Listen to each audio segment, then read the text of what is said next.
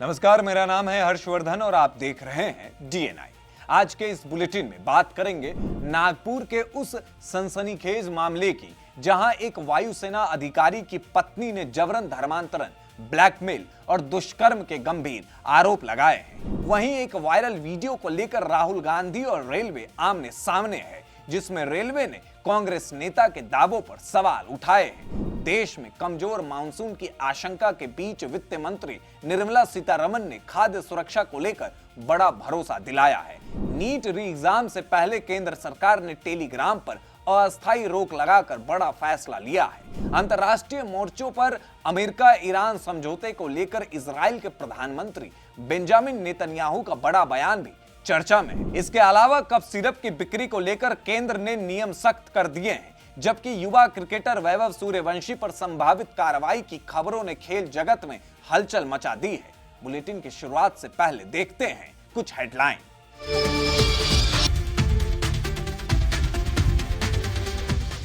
Prince Yadav मौत मामले में तेजस्वी ने लिखी सीएम सम्राट को चिट्ठी, पुलिस पर सवाल, सीबीआई जांच की मांग। सरकार ने जारी किया नोटिफिकेशन, अब बिना प्रिस्क्रिप्शन नहीं मिलेगा कोई भी सिरप, डॉक्टर की पर्ची जरूरी। इंटरकास्ट शादी करने वाले कपल को सुप्रीम कोर्ट से बड़ी राहत, परिवार को मिलने की इजाजत देने वाले फैसले पर रोक।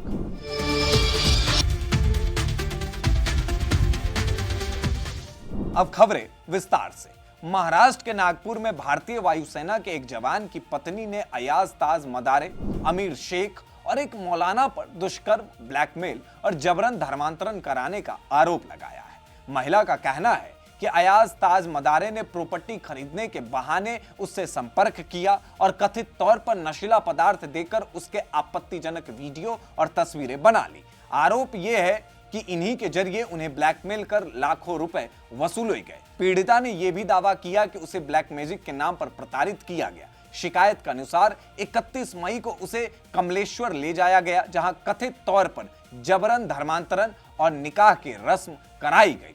पुलिस ने अयाज और अमीन शेख को गिरफ्तार कर लिया है, जबकि एक अन्य आरोपी की तलाश जारी है। ट्रेन के अंदर एक युवक की तबीयत बिगड़ने का वीडियो सोशल मीडिया पर वायरल होने के बाद सियासी विवाद खड़ा हो गया है। कांग्रेस नेता राहुल गांधी ने वीडियो शेयर करते हुए केंद्र सरकार और रेलवे व्यवस्था पर सवाल उठाए। राहुल गांधी ने दावा किया कि परीक्षा देने जा रहे छात्रों को भीड़, घुटन और अव्यवस्था का सामना करना पड़ रहा है। हालांकि इस मामले में ईस्ट सेंट्रल रेलवे ने राहुल गांधी के दावे को खारिज कर दिया है। रेलवे का कहना है कि वायरल वीडियो पाटलिपुत्र स्टेशन या उसके अधिकार क्षेत्र का नहीं है। रेलवे ने यह भी स्पष्ट किया है कि वीडियो में दिख रहे युवक की मौत की कोई आधिकारिक जानकारी नहीं मिली है। अधिकारियों के मुताबिक युवक किसी मेडिकल समस्या से जूझ रहा होगा। रेलवे ने सोशल मीडिया पर भ्रामक जानकारी फैलाने से बचने की अपील की। देश में अल नीनो प्रभाव के कारण कमजोर मानसून की आशंका जताई जा रही है, जिसे लेकर कृषि क्षेत्र पर दबाव बढ़ने की संभावना है।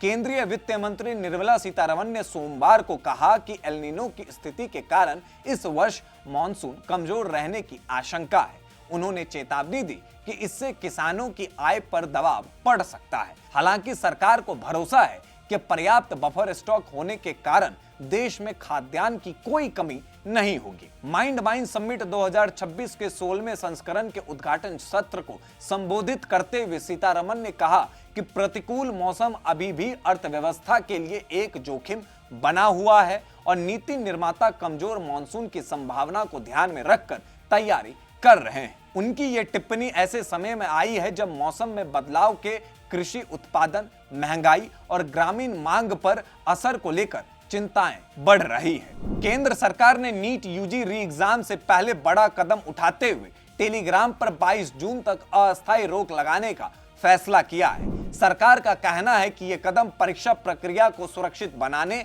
और नकल या पेपर लीक से जुड़े नेटवर्क पर रोक लगाने के लिए उठाया गया है। इसके अलावा 30 जून तक टेलीग्राम के मैसेज एडिट फीचर को भी बंद रखने की बात कही गई है।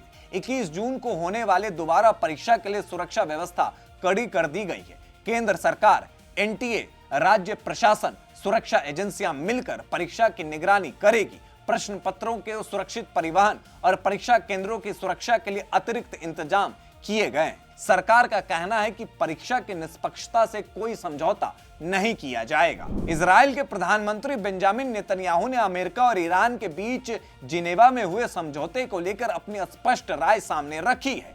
नेतन्याहू ने कहा कि उनकी प्राथमिकता ईरान को परमाणु हथियार हासिल करने से रोकना है और इजराइल अपनी सुरक्षा से जुड़े मुद्दों पर कोई समझौता नहीं करेगा। उन्होंने संकेत दिया कि भले ही कूटनीतिक प्रयास जारी हो, लेकिन इजराइल ईरान की परमाणु गतिविधियों पर कड़ी नजर बनाए रखेगा। नेतन्याहू के बयान को पश्चिमी एशिया की राजनीति में अहम माना जा रहा है, क्योंकि हाल के दिनों में अमेरिका, ईरान और अन्य देशों के बीच तनाव कम करने की कोशिशें तेज हुई है। इजराइल का मानना है कि किसी भी समझौते में उसकी सुरक्षा चिंताओं को प्राथमिकता दी जानी चाहिए। केंद्र सरकार ने कफ सिरप की बिक्री को लेकर नियमों में बदलाव किए हैं। नए नियमों के तहत कुछ श्रेणी के कफ सिरप अब बिना डॉक्टर की पर्ची के नहीं मिल सकेंगे। सरकार का कहना है कि इन दवाओं के दुरुपयोग और गैर जरूरी इस्तेमालों को रोकने के लिए यह फैसला लिया गया है। स्वास्थ्य विशेषज्ञ लंबे समय से चेतावनी देते रहे हैं कि कुछ कफ सिरप का इस्तेमाल नशे के रूप में किया जाता है, जिससे युवाओं में स्वास्थ्य संबंधी खतरे बढ़ सकते हैं। नए नियम लागू होने के बाद मेडिकल स्टोर को डॉक्टर के प्रिस्क्रिप्शन के आधार पर ही संबंधित दवाएं बेचनी होगी। सरकार का मानना है कि इससे दवाओं के अनियमित उपयोग पर रोक लगेगी और मरीजों को उचित चिकित्सीय सलाह के बाद ही दवा उपलब्ध हो सकेगी। भारत ए और श्रीलंका ए के बीच मुकाबले के दौरान बल्लेबाज वैभव सूर्यवंशी और श्रीलंकाई खिलाड़ियों के बीच विवाद चर्चा का विषय बन गया है। मैच के दौरान हुई तीखी बहस और कथित हाथापाई के बाद अब डिसिप्लिन कार्रवाई की संभावना जताई जा रही है। रिपोर्ट्स के मुताबिक मामले की समीक्षा की जा रही है और मैच रेफरी की रिपोर्ट के आधार पर फैसला लिया जाएगा। यदि खिलाड़ियों को आचार संहिता के उल्लंघन का दोषी पाया जाता है तो जुर्माना, डिमेरिट अंक और निलंबन जैसी कार्रवाई हो सकती है। हालांकि अभी तक किसी आधिकारिक प्रतिबंध की घोषणा नहीं हुई है। क्रिकेट जानकार की नजर अब जांच के नतीजों पर टिकी है। इस घटना ने युवा खिलाड़ियों के मैदान पर व्यवहार और खेल भावना को लेकर भी बहस छेड़ दी है। इस बुलेटिन में सिर्फ इतना ही। धन्यवाद।